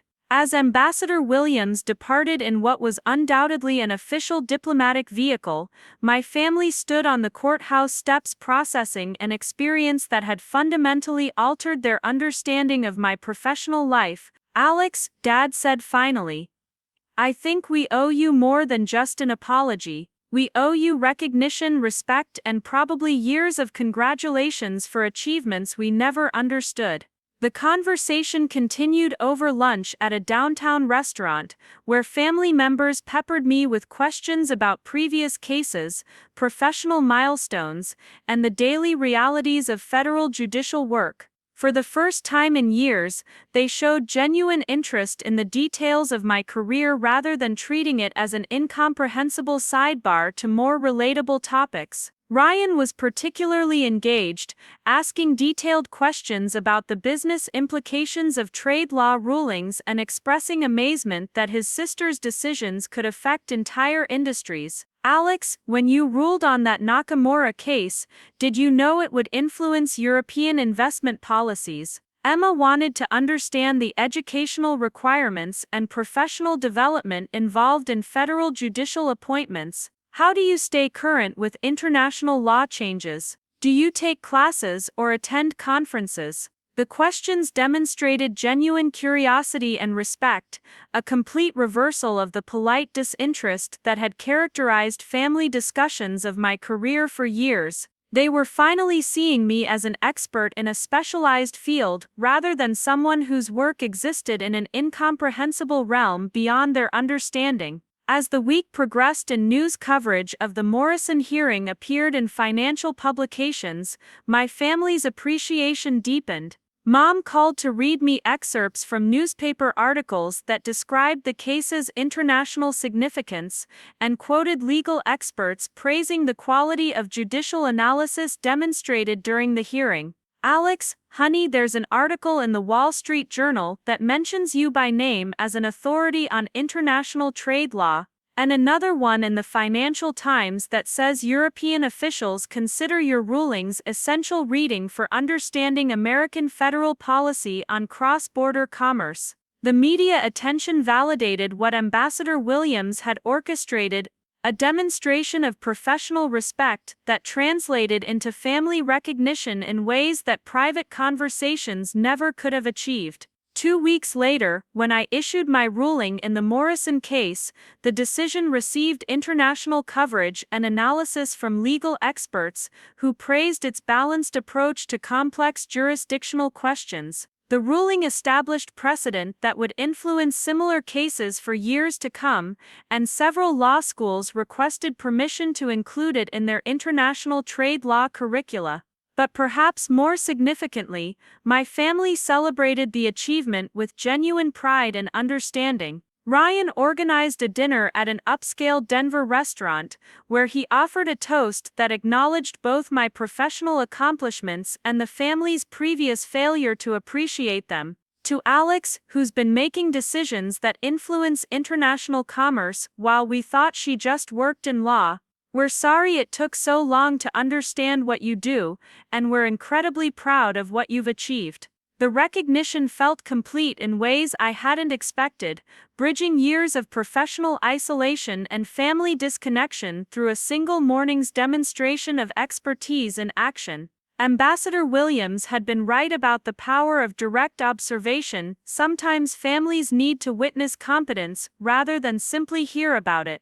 The wedding reception that had felt so isolating just weeks earlier now seemed like a catalyst for understanding rather than evidence of permanent disconnection. My family had needed context to appreciate my achievements, and the Morrison hearing had provided exactly that framework. As I sat at the dinner table, surrounded by family members who finally understood the scope and significance of my professional life, I realized that the isolation Ambassador Williams had identified was indeed ending. Not because I'd changed careers or modified my priorities, but because the people closest to me had finally seen me operating in the world I'd built with deliberate expertise and sustained dedication. The federal judgeship I'd earned through years of study and practice was no longer incomprehensible law work to be politely acknowledged and quickly dismissed. It was recognized as what it had always been, a position of significant authority and international respect that commanded recognition from diplomatic officials, legal experts, and media representatives across multiple countries. Sometimes professional achievement requires family understanding to feel complete, and sometimes that understanding only comes through witnessing expertise in its natural habitat. The Morrison hearing had provided that opportunity, transforming years of benign neglect into genuine pride and appreciation. The isolation was over, replaced by recognition that felt both long overdue and perfectly timed. My family finally saw me as I truly was professionally, and I finally received the respect and understanding I'd been seeking without realizing it. The wedding reception's casual dismissals had been replaced by informed appreciation, and the distance between my professional identity and personal relationships had closed in ways that felt sustainable and authentic. 6 months later, the transformation in my family relationships had settled into something that felt both natural and profound. The Morrison ruling had been cited in 14 subsequent federal cases and referenced in legal journals across 3 continents, but perhaps more importantly, my family's group chat now included messages asking about my latest cases and celebrating professional milestones they actually understood. The change became most apparent during Emma's birthday dinner in March, when the conversation topics shifted organically from her classroom activities to my recent appointment to the Federal Judicial Conference's International Trade Committee. Instead of polite nods and quick subject changes, family members asked detailed questions about the committee's responsibilities and expressed genuine pride in the recognition it represented. "Alex, explain this to me again," Dad said over dessert, his tone carrying the kind of engaged curiosity I'd never heard from him regarding my career. "This committee advises other federal judges on international commerce cases, so you're not just making decisions for your own courtroom, you're helping shape how the entire federal court system handles these kinds of disputes." The question demonstrated understanding that went beyond surface-level acknowledgement, showing that he'd been thinking about the broader implications of my professional responsibilities, rather than simply accepting them as incomprehensible legal work. "That's right," I confirmed.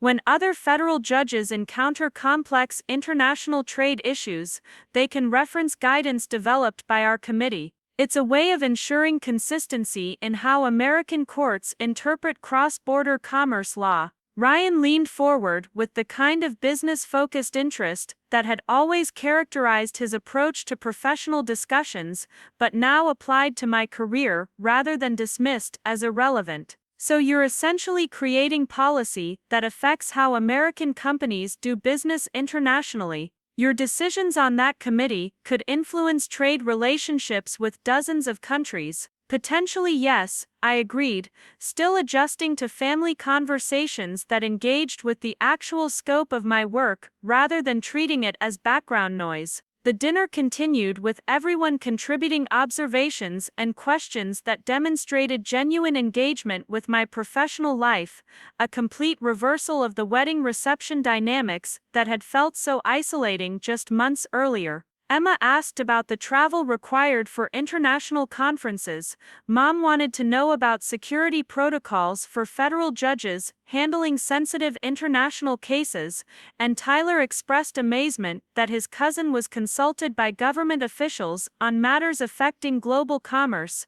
But perhaps the most significant change came in the form of an unexpected phone call from Jessica, Ryan's wife, the following week. She'd been researching immigration law for a friend facing visa complications and had discovered one of my earlier rulings cited in a legal brief. "Alex, I hope you don't mind me calling directly, but I was reading this immigration attorney's brief, and there's a whole section about a case you decided 3 years ago involving international student visas and federal jurisdiction. The attorney wrote that your ruling established precedent that's still being used to help students from European countries navigate visa disputes." Her voice carried a mixture of excitement and embarrassment, as if she were simultaneously thrilled by the discovery and mortified that she'd never understood the significance of my work before witnessing the Morrison hearing. "I just wanted to say that I had no idea your decisions were helping real people with such important life issues.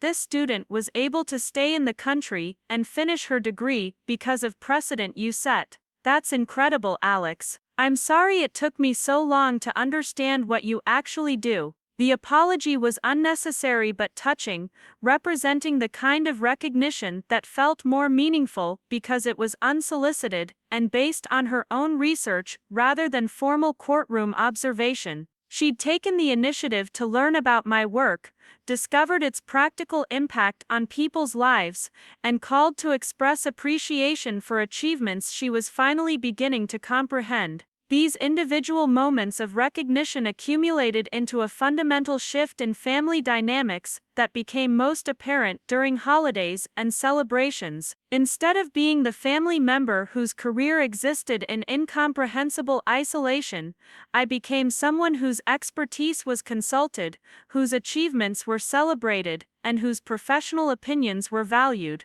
The change was particularly noticeable during Easter dinner when Uncle David mentioned news coverage of trade disputes between the United States and China, then turned to me with genuine interest in my perspective. Alex, you deal with this international trade stuff all the time. What's your take on these tariff negotiations? Are they as complicated as the media makes them sound? The question represented exactly the kind of family engagement I'd hoped for but never experienced, recognition that my professional expertise might offer valuable insights on current events rather than existing in a vacuum, disconnected from real-world issues that affected everyone. I provided a measured analysis of the legal frameworks underlying trade negotiations, explaining how federal court interpretations of commerce law influence diplomatic positions, and how international precedent shaped American policy decisions. The conversation that followed was substantive and engaging, with family members asking follow-up questions that demonstrated genuine interest in understanding complex issues, rather than simply making polite conversation. Mom later pulled me aside to express something that felt like maternal pride mixed with regret. Alex, honey, listening to you explain those trade issues, seeing how knowledgeable you are about international law and policy, I realize we've been missing out on having an expert in the family for years. We should have been asking your opinion on these things all along. The recognition was gratifying but also bittersweet, highlighting years of missed opportunities for meaningful engagement around topics where my expertise could have enriched family discussions.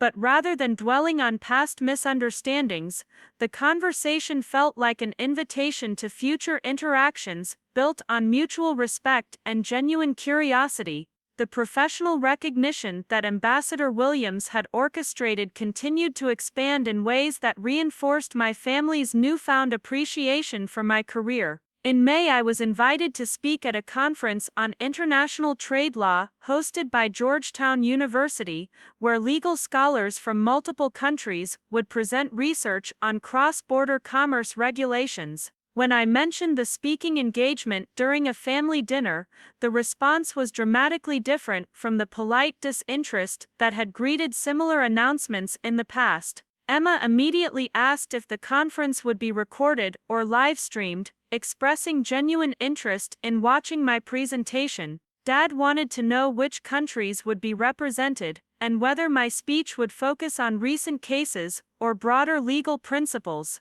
Alex, this sounds like a really big deal, Ryan said with obvious pride. A major university inviting you to speak to international legal experts about your area of expertise. Will there be media coverage? Should we be watching for news articles about the conference? The enthusiasm was both touching and slightly overwhelming, representing such a complete reversal of previous family attitudes that I sometimes felt uncertain about how to respond to their newfound interest. But it also felt authentic and sustainable, based on genuine understanding rather than superficial politeness. The Georgetown Conference proved to be another milestone in professional recognition that translated into family pride.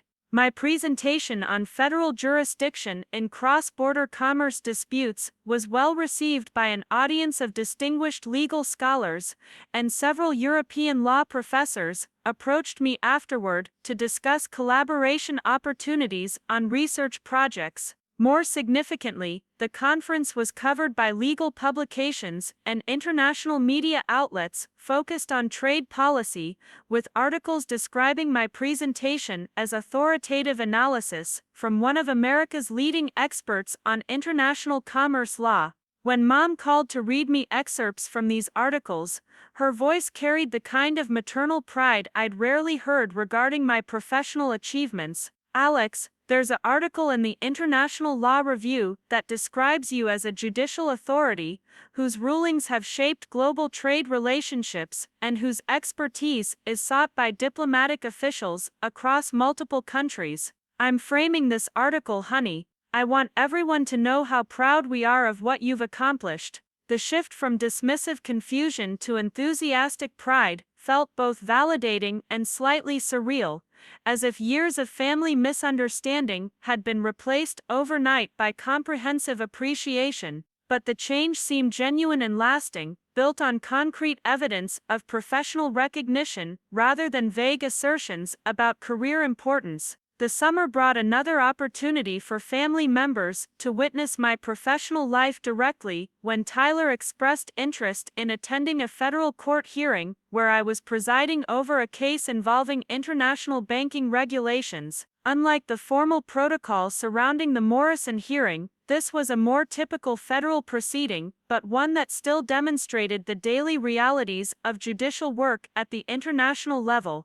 Tyler arrived early and observed the entire hearing with obvious fascination, taking notes on legal procedures and asking thoughtful questions afterward about case preparation, judicial decision-making processes, and the practical implications of federal rulings on international business relationships. Alex, watching you manage that courtroom, ask those detailed questions about European banking regulations, keep track of all those complex legal precedents. It's like watching someone conduct an orchestra of incredibly smart people who all defer to your expertise, he said over coffee after the hearing concluded. The observation was particularly meaningful because it came from someone whose own professional success in real estate had always been clearly visible and easily understood by the family. Tyler's recognition of my expertise carried extra weight because it represented acknowledgement from a family member whose achievements had never been questioned or minimized. I used to think your job was just reading legal documents and making bureaucratic decisions, he continued with obvious embarrassment, but sitting in that courtroom, seeing how those attorneys prepared for months just to argue before you, watching international banking representatives take notes on your questions, I realize you're operating at a level of professional authority I never imagined. These individual moments of recognition accumulated throughout the summer and fall, creating a foundation of family understanding that transformed holiday gatherings, casual conversations, and major life celebrations. When I received notification in September that one of my trade law rulings had been cited by the European Court of Justice in a decision affecting commercial relationships between the United States and Germany, the family celebration felt both spontaneous and deeply meaningful. Ryan organized an impromptu dinner to commemorate what he described as my sister influencing international law at the highest levels, while Emma created a scrapbook documenting media coverage of my various professional achievements that she'd been collecting since the Morrison hearing. Mom framed the European Court of Justice citation and hung it in her living room alongside family photos and grandchildren's artwork.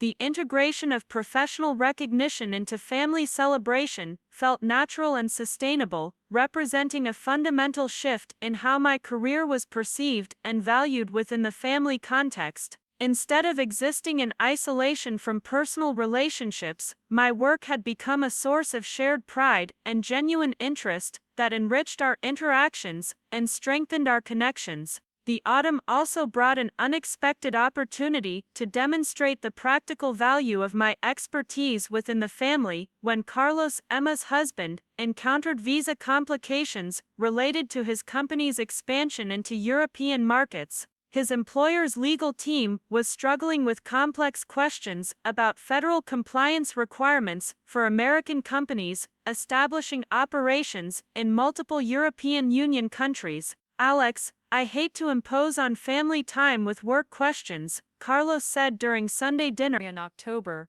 But our lawyers are hitting walls with these international compliance issues. They keep mentioning federal precedent and cross-border jurisdiction, which sounds like stuff you deal with regularly. The request represented exactly the kind of family consultation that had been missing from our relationships for years. Recognition that my professional expertise might offer valuable practical assistance rather than existing as abstract knowledge disconnected from real-world applications. I spent an hour explaining the relevant federal regulations and pointing Carlos's legal team toward specific precedents that would guide their approach to European expansion compliance. The consultation proved valuable enough that his company's senior management sent a formal thank you letter acknowledging my contribution to their successful international expansion strategy. Alex, your guidance saved our legal team probably 6 months of research and trial and error approaches, Carlos reported the following week.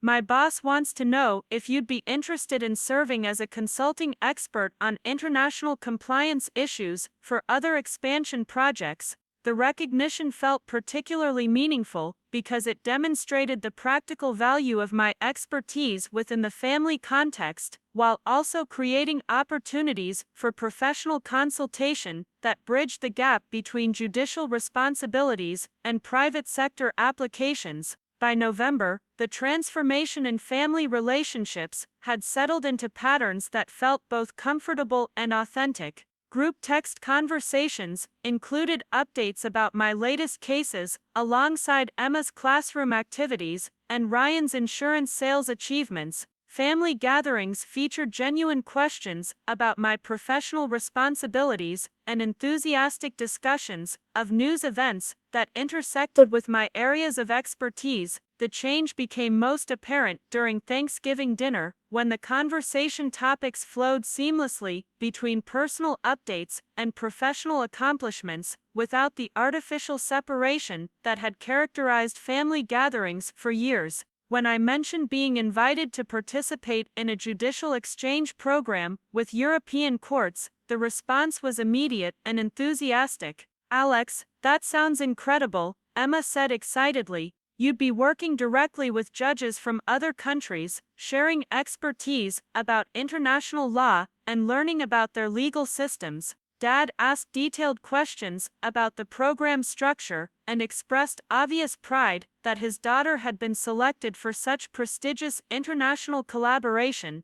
Alex, this program, it's only for judges who are recognized as experts in international law. They don't just invite anyone. The selection is quite competitive, I confirmed. Only about 12 American federal judges are chosen each year based on expertise in international legal issues and previous experience with cross-border cases. The conversation continued with family members asking thoughtful questions about the program's objectives, the countries involved, and the potential impact on my judicial responsibilities. The engagement felt genuine and informed, representing the kind of meaningful family discussion about professional achievements that I'd hoped for but never experienced until Ambassador Williams orchestrated the demonstration that changed everything.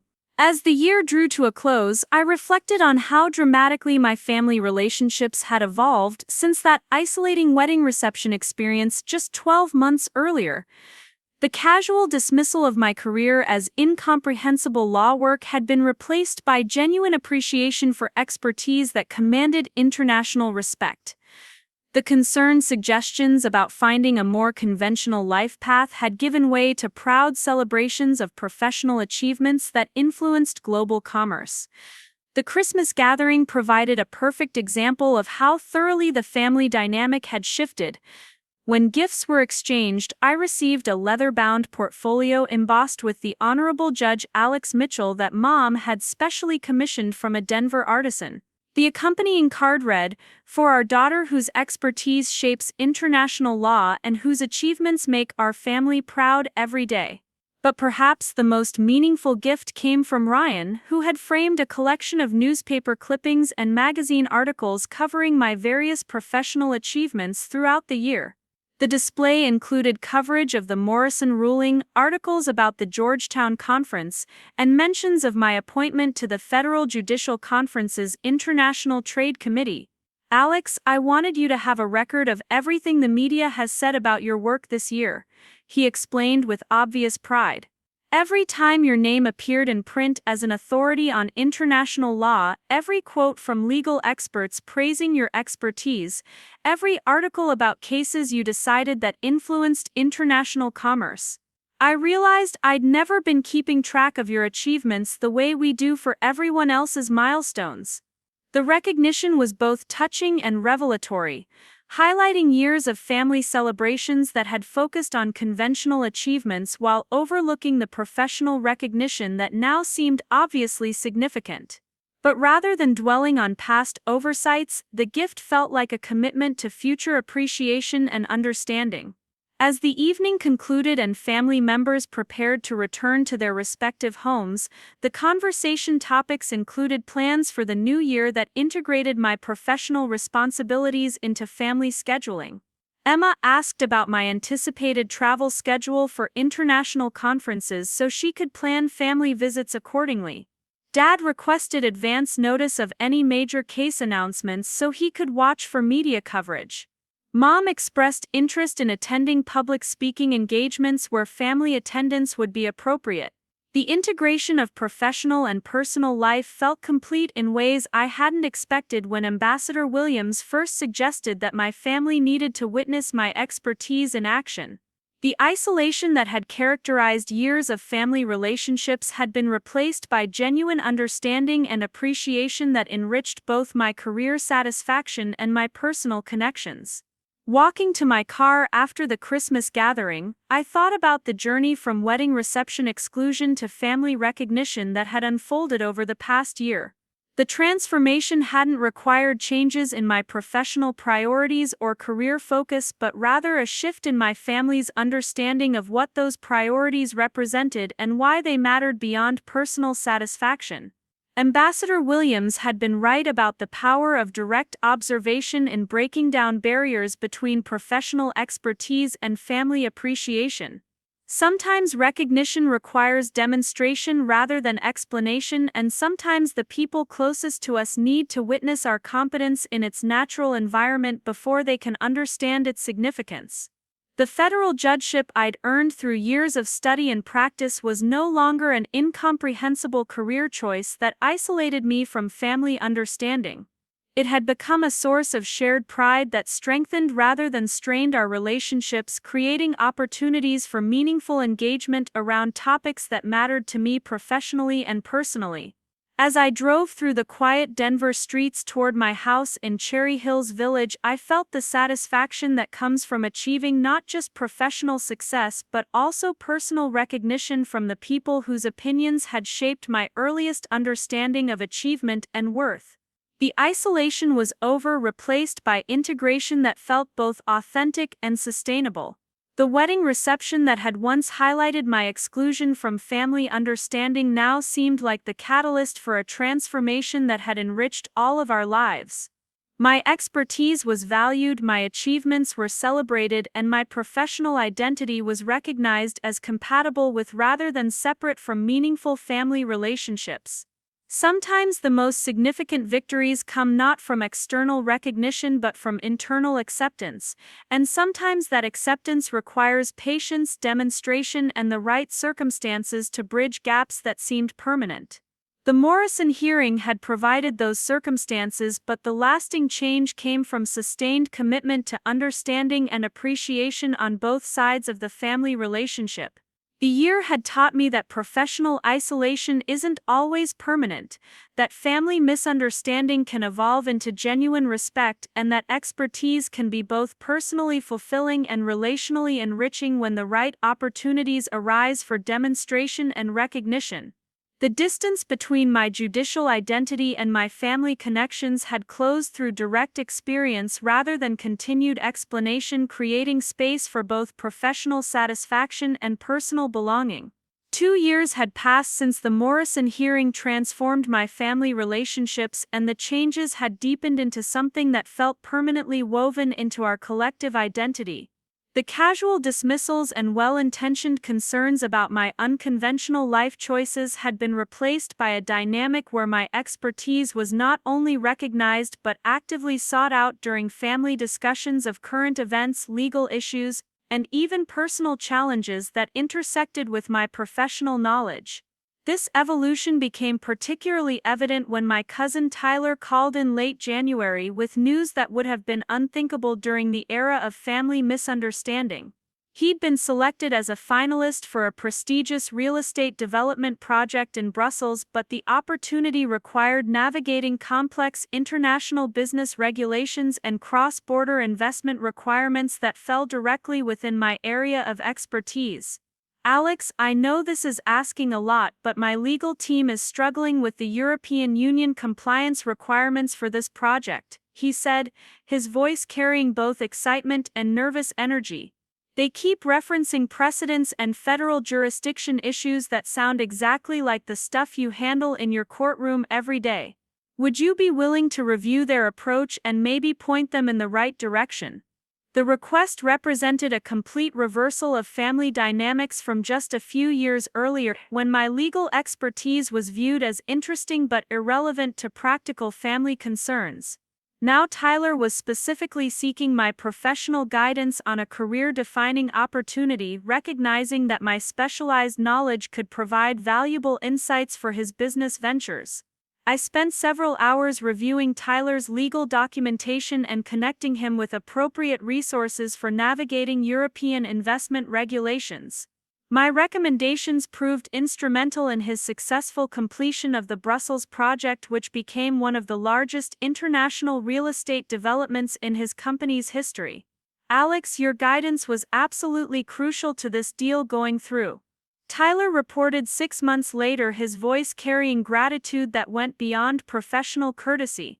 The European regulatory officials specifically mentioned being impressed by our understanding of federal compliance requirements and cross-border jurisdiction issues. My legal team said your insights saved us months of research and potential costly mistakes. The success of Tyler's Brussels project became a family celebration that highlighted how thoroughly my professional identity had become integrated into our shared understanding of achievement and expertise. Mom organized a dinner to commemorate both Tyler's business success and my contribution to the project, creating space for recognition that acknowledged different types of professional accomplishment while honoring the collaboration between family members. But perhaps the most meaningful development came during the dinner conversation, when Dad made an observation that captured how fundamentally his perspective had shifted since witnessing the Morrison hearing. You know, Alex, watching Tyler succeed with this international project because of your legal expertise, it makes me realize how many opportunities we probably missed over the years when we didn't understand what you do, he said thoughtfully. How many times could we have benefited from having a federal judge in the family if we'd been smart enough to recognize the resource we had? The reflection was both touching and slightly melancholy, acknowledging years of missed connections while celebrating the current state of family understanding. But rather than dwelling on past misunderstandings, the conversation moved toward future possibilities for family members to benefit from each other's expertise in ways that had previously been impossible due to lack of comprehension. Emma contributed her own perspective on this evolution, describing how her understanding of education and civic responsibility had been enriched by learning about the judicial system through my career. Alex, having you explain how federal courts work, how precedent gets established, how international law influences domestic policy, it's completely changed how I teach civics to my students.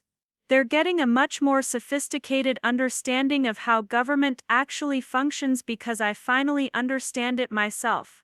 The ripple effects of professional recognition were extending beyond immediate family relationships into Emma's classroom, where her students were receiving enhanced education about legal systems and government functions because their teacher finally had access to expertise that had been incomprehensible just a few years earlier. Ryan's perspective had evolved in similar ways, with his insurance business benefiting from improved understanding of regulatory frameworks and federal policy implications that affected his industry. Alex, when clients ask about policy changes or federal regulations that might impact their coverage, I actually have context now for understanding the legal framework behind those changes. It's made me a more knowledgeable agent because I finally understand how federal decision-making processes work. These practical benefits of family recognition were gratifying, but they were overshadowed by the emotional satisfaction of finally feeling understood and appreciated by the people whose opinions had shaped my earliest understanding of achievement and success. The isolation that had characterized years of family gatherings had been replaced by meaningful engagement around topics that mattered to me both professionally and personally. The spring brought another milestone that demonstrated how thoroughly the family dynamic had shifted. When I was nominated for appointment to a federal appeals court position representing a significant elevation in judicial responsibility and recognition, the family response was immediate and comprehensive. Mom called within hours of the announcement, appearing in legal publications, her voice carrying excitement and pride that would have been unimaginable during the era of career misunderstanding. "Alex, honey, the Denver Post has an article about your nomination and it mentions that you're being considered for one of the highest judicial positions in the region. The article says appeals court judges are selected based on exceptional expertise and that your experience with international trade law makes you uniquely qualified." Dad's response was equally enthusiastic but focused on practical implications that demonstrated his growing understanding of judicial systems and professional hierarchies. "Alex, this appeals court position, it means you'd be making decisions that other judges have to follow. Right? Your rulings would influence how federal law gets interpreted across multiple states." The questions reflected genuine comprehension of the significance and scope of appellate judicial responsibilities, representing the kind of informed family engagement that had been missing from our relationships for decades. Instead of polite congratulations followed by quick subject changes, family members were asking detailed questions that demonstrated both understanding and genuine interest in the professional milestone. Emma's reaction included practical offers of support that showed how thoroughly she'd internalized the importance of my career advancement. "Alex, if you need help with anything during the confirmation process, there's research, administrative support, someone to handle personal errands so you can focus on preparation, just let me know. This is huge for our family and we want to do everything we can to support you." The offer was touching but also revelatory, highlighting the transformation from family members who viewed my career as separate from their daily concerns to people who recognized that my professional advancement was worthy of their active support and investment. The confirmation process for the appeals court position proved to be even more rigorous than my original federal judgeship, involving extensive Senate hearings, FBI background investigations, and comprehensive review of every significant ruling I'd made during my tenure as a district judge. The scrutiny was intense but also validating, demonstrating the significance of the position and the respect it commanded within the legal community. Throughout the confirmation process, my family's support was both practical and emotional, representing a complete reversal of their previous disconnection from my professional responsibilities. Ryan took time off work to attend Senate hearings, Emma organized childcare schedules around important confirmation events, and Mom and Dad flew to Washington, D.C. to witness the final confirmation vote. "Alex, sitting in that Senate gallery, watching senators debate your qualifications and expertise, hearing them describe your contributions to international trade law as exceptional and nationally significant," Mom said afterward, her voice thick with emotion. "I realized how proud we should have been all along, and how much we missed by not understanding what you were achieving." The Senate confirmation hearing provided another opportunity for family members to witness my professional life directly, similar to the Morrison hearing but with even higher stakes and more comprehensive recognition of expertise. Senators asked detailed questions about my judicial philosophy, my approach to complex international cases, and my vision for appellate court responsibilities that would influence federal law across multiple jurisdictions. Watching from the gallery, my family observed not just the confirmation process but the deference shown to my expertise by some of the most powerful political figures in the country. Senators from both parties praised my judicial record. Legal scholars testified about the significance of my trade law rulings, and international legal experts provided written statements supporting my nomination based on my contributions to cross-border commerce law. Alex, that hearing was incredible, Ryan said during the family dinner celebrating my confirmation. Listening to those senators describe your work as nationally important, hearing law professors say your rulings are studied internationally, watching political leaders from both parties agree that you're exceptionally qualified, mate. It was like seeing you through completely different eyes. The confirmation to the appeals court position represented not just professional advancement but also the culmination of a family journey from misunderstanding to comprehensive appreciation. The elevated judicial responsibilities would influence federal law interpretation across multiple states, establish precedents that would guide lower court decisions for decades, and position me among the most influential legal minds in the regional federal system. But perhaps more importantly, the confirmation represented family recognition of achievement that had been invisible to them for years. They finally understood that my career wasn't just personally fulfilling but also nationally significant, influencing legal frameworks that affected millions of people and shaping policy decisions that would endure long after my judicial service ended. The summer following my appeals court confirmation brought opportunities to demonstrate the practical implications of elevated judicial authority in ways that reinforced family understanding of the position's significance. When the appeals court heard arguments in a case involving international environmental regulations and cross-border enforcement mechanisms, the proceedings attracted attention from diplomatic missions, environmental advocacy organizations, and legal scholars studying climate change law. Tyler attended one of these hearings and observed the appellate process with obvious fascination, noting the elevated formality and increased complexity compared to district court proceedings he'd witnessed previously. Alex, watching you lead that three-judge panel asking those sophisticated questions about international environmental law, managing attorneys who'd obviously prepared for months just to argue before your court, mate. It's like watching someone operate at the very top of their profession. The observation was particularly meaningful because it came from someone whose own professional success in real estate had always been clearly visible and easily understood by the family. Tyler's recognition of my expertise at the appellate level carried extra weight because it represented acknowledgement from a family member who understood professional excellence in his own field. Emma's perspective on my appeals court work focused on the educational implications for her civic instruction, as she incorporated lessons about appellate judicial processes into her classroom curriculum with the kind of detailed understanding that came from direct family experience with federal court systems. Alex, being able to explain to my students how appeals courts work, how precedent gets established, how judges at different levels have different responsibilities, it's completely transformed their understanding of the judicial branch, she reported with obvious pride.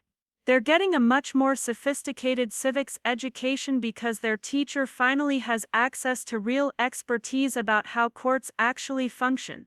The ripple effects of professional recognition continued expanding beyond immediate family relationships, influencing Emma's teaching effectiveness and potentially improving civic education for dozens of students who would carry enhanced understanding of legal systems throughout their lives.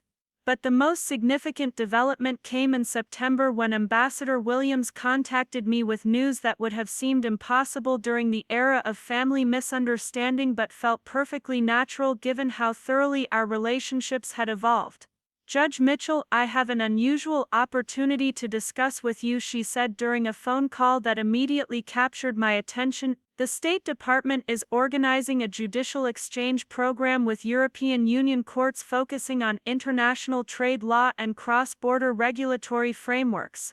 Given your expertise and your new appellate court position, you would be an ideal candidate to represent American federal judicial thinking in this program. The opportunity was both professionally exciting and personally meaningful, representing recognition at the highest levels of government and international legal cooperation. But what made it particularly significant was the knowledge that my family would finally understand the importance of such recognition and celebrate it as the achievement it represented. The program involves 6 months of collaboration with appellate courts in Belgium, Germany, and France, Ambassador Williams continued. You would be working directly with European judges on developing coordinated approaches to international commerce disputes, sharing expertise about American federal precedent while learning about European judicial methods. The scope of the program was remarkable, positioning me as a representative of American federal judicial expertise and international legal collaboration that could influence trade law development across multiple countries. The recognition was both humbling and validating, representing the kind of professional achievement that transcended individual career advancement to become a contribution to international legal cooperation. When I shared news of the State Department appointment with my family, the response was immediate and comprehensive, reflecting years of growing appreciation for the significance of my professional responsibilities. Dad's reaction focused on the international implications with obvious pride.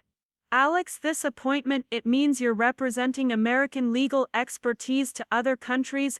You're going to be working directly with European judges to develop coordinated approaches to international law. Mom's response carried maternal pride mixed with amazement at the scope of recognition. Honey, the State Department selected you specifically because of your expertise in international trade law. They want you to represent American judicial thinking to European courts. Ryan and Emma both asked detailed questions about the program structure and expressed excitement about the opportunity for our family to have an international representative in such prestigious legal collaboration. Alex, this is incredible, Emma said with obvious enthusiasm. You're going to be working with judges from multiple countries, sharing expertise that could influence international law for decades. This is the kind of achievement that affects global legal relationships. The family recognition felt complete in ways that validated both professional accomplishment and personal belonging. Instead of existing in isolation from family understanding, my career had become a source of shared pride that strengthened our relationships while contributing to international legal cooperation. The 6-month European Judicial Exchange program proved to be professionally enriching in ways that exceeded all expectations. Working directly with appellate judges from Belgium, Germany, and France provided insights into different judicial methodologies while sharing American federal court approaches to complex international commerce disputes. The collaboration resulted in published recommendations for coordinating cross-border legal frameworks, joint judicial opinions on international trade precedents, and ongoing cooperative relationships between American and European courts that would influence legal decision-making for years to come. But perhaps more importantly, the program demonstrated the global significance of expertise that had been invisible to my family for decades before Ambassador Williams orchestrated the demonstration that changed everything. My work was contributing to international legal cooperation at the highest levels while strengthening diplomatic relationships between allied countries. When I returned to Denver in March, the family celebration felt both personal and internationally significant. The professional recognition had reached levels that validated years of specialized study and judicial service while creating opportunities for continued contribution to global legal development. Alex, reading about your work in the European Judicial Exchange Program, seeing articles about your contributions to international legal cooperation, knowing that you represented American judicial expertise to courts in multiple countries. Mom said during the welcome home dinner, "It makes me so proud of what you've achieved and so grateful that we finally understand how significant your career has always been." The recognition felt complete in ways that bridged professional satisfaction with personal belonging, creating space for both individual achievement and family pride that enriched all of our relationships. Looking back on the journey from wedding reception exclusion to international judicial recognition, the transformation seemed both remarkable and inevitable. The family misunderstanding that had characterized years of our relationships hadn't been malicious but rather based on lack of context for appreciating specialized expertise that operated outside their daily experience.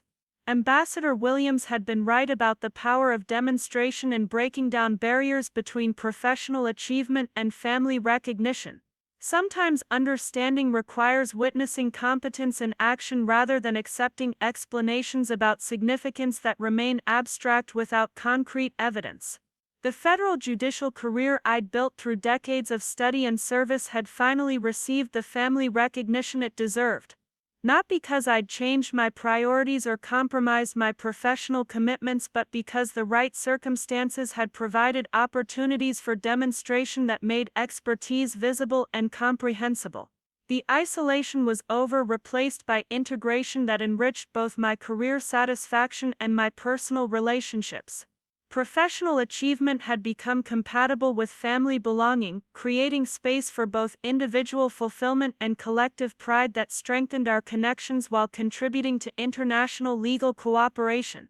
The wedding reception that had once highlighted my exclusion from family understanding now seemed like the catalyst for transformation that had improved all of our lives.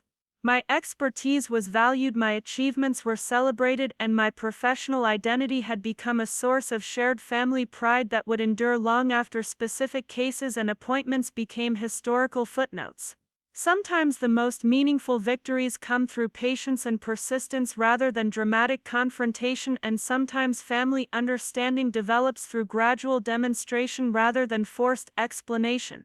The right circumstances had provided opportunities for recognition that felt both overdue and perfectly timed, creating foundations for continued family appreciation and professional contribution that would influence both personal relationships and international legal cooperation for years to come. Up next, you've got two more standout stories right on your screen. If this one hit the mark, you won't want to pass these up. Just click and check them out.